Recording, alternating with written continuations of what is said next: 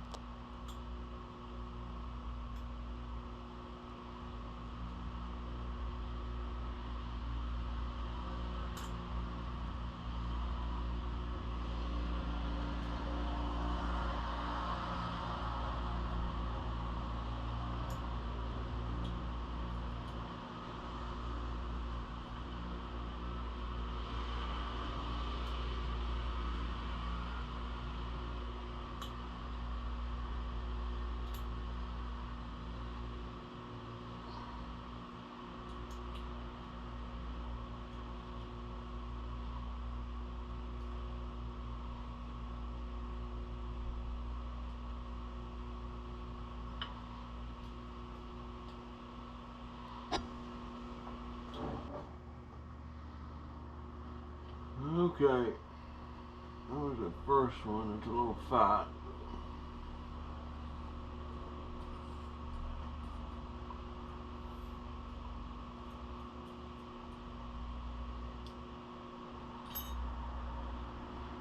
Let's see what we got here.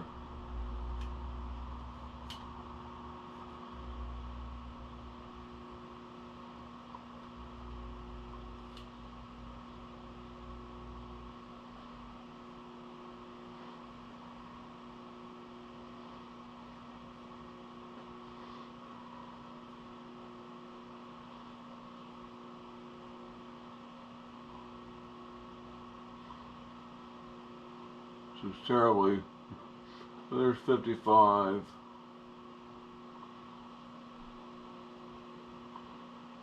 44.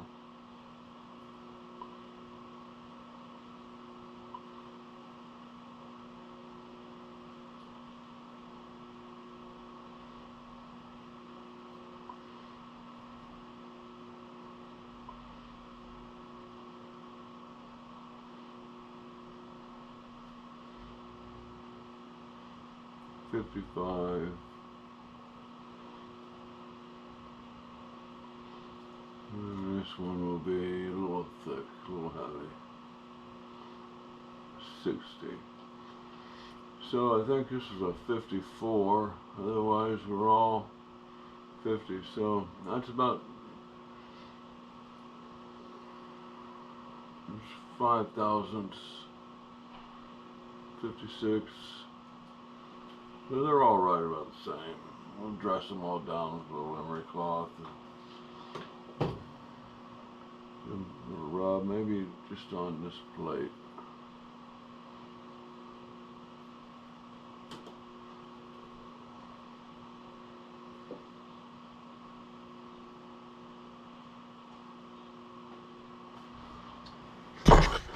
So I've been kicking around the idea of making a hinged container. Now I have a little practice got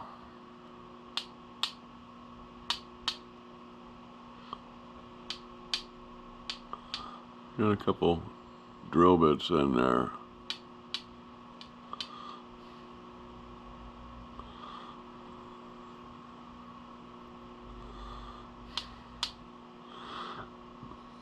So I got a piece of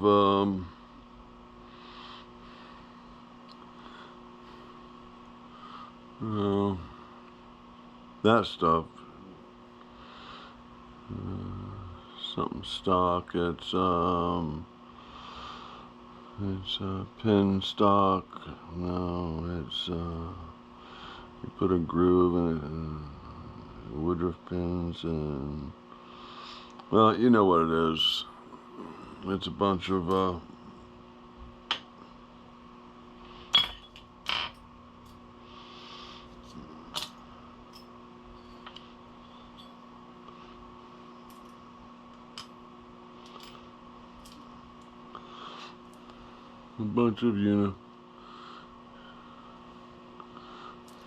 So anyway, so 40 seconds we all could live without. A piece of that stock there, stationary in the lid, and pivoting on the bottom.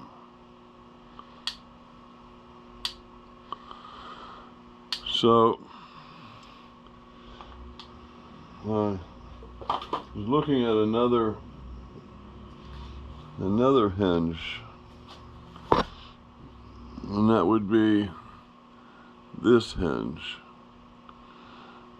where these details would be machined, and obviously a pen would go through holding all that together.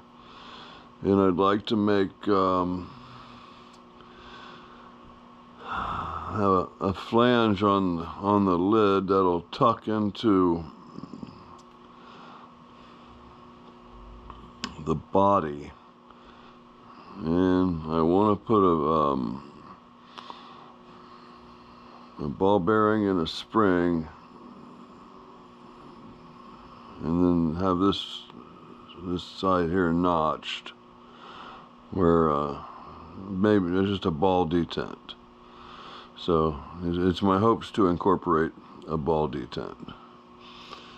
So I got some stainless steel, and I went ahead and got cleaned up. I got access to loads of these. This made a very interesting design. They're parting, and I'm going to keep that. This is that ugly piece that I found in the chip dumpster, the chip dumpster. And this is an unfortunate accident here, but it gave me an idea for the detent. But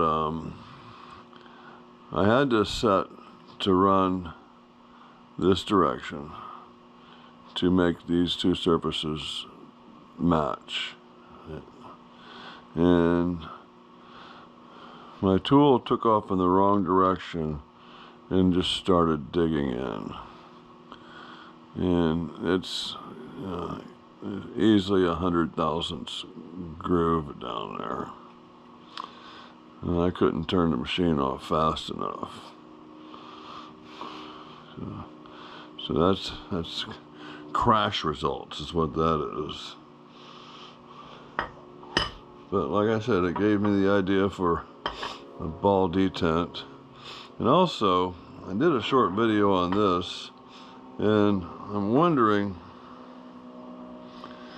do all lathes cut like this as a matter of principle? I mean, as a matter of fact, it can't be perfect. It's going to be convex, slightly convex, because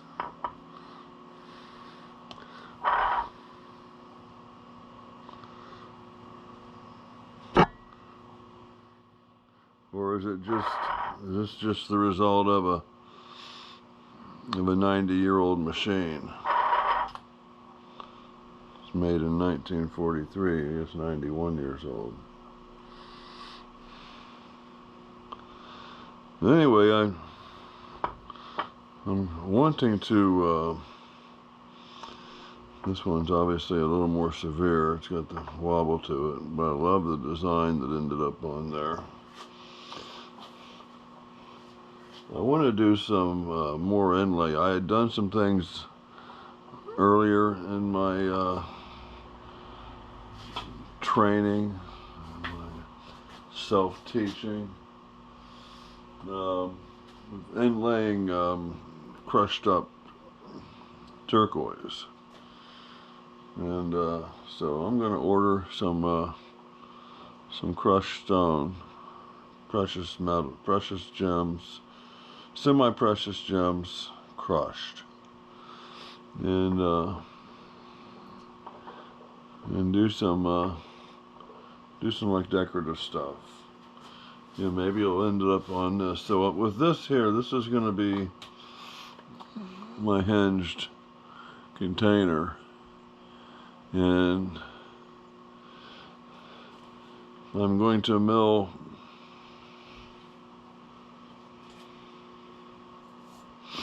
a flat on here to facilitate the hinge work. But I'm wondering how far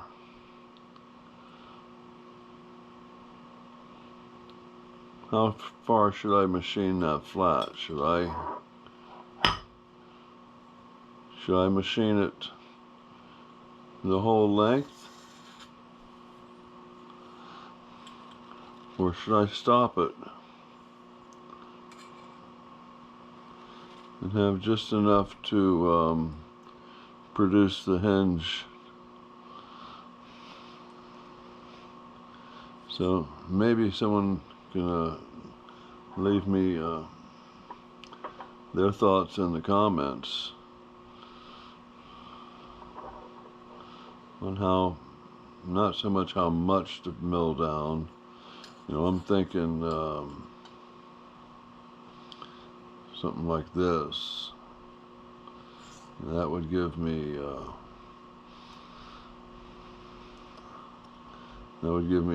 good enough size hinge, I think. So I have basically 2 inches to work with in here. And I think machining that flat just down far enough to achieve the hinge. But I welcome your thoughts and ideas. Hey guys, I got sidetracked into the settings. I started finding windows I'd never seen before on my camera. It'll be a short little video. Basically, I want to get your opinion and just kind of give you an idea of what I'm going to be doing, a little project. And along the way, I made some washers for my heavy-duty knurling tool. I was going to make little bushings or washers for the knurling wheels to keep them from traveling. They have a lot of travel left to right, but it really doesn't seem to be necessary. You know, once you start cutting the knurl, they uh, they stay in their spot. And it may actually be very beneficial to have that, you know, extra movement in there. But as far as the arms, you know, sticking out and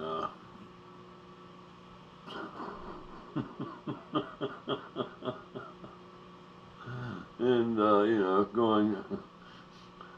going up and down. It's a little stiff. You gotta leave it kind of loose for it to travel freely. And I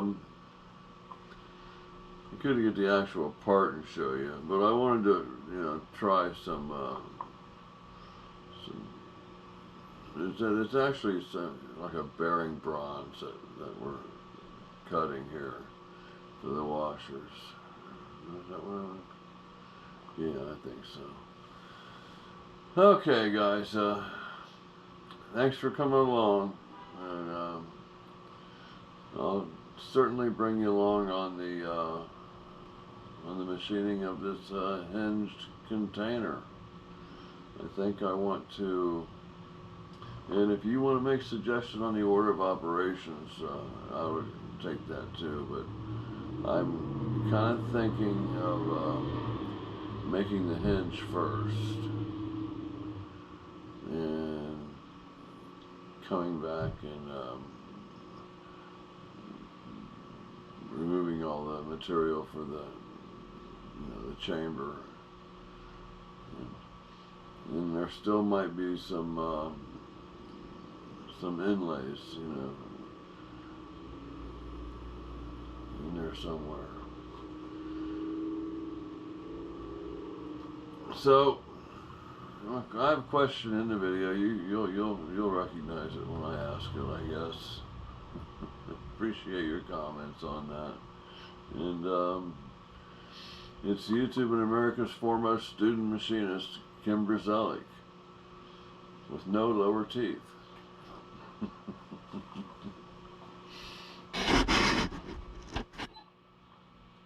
Yeah, too much information.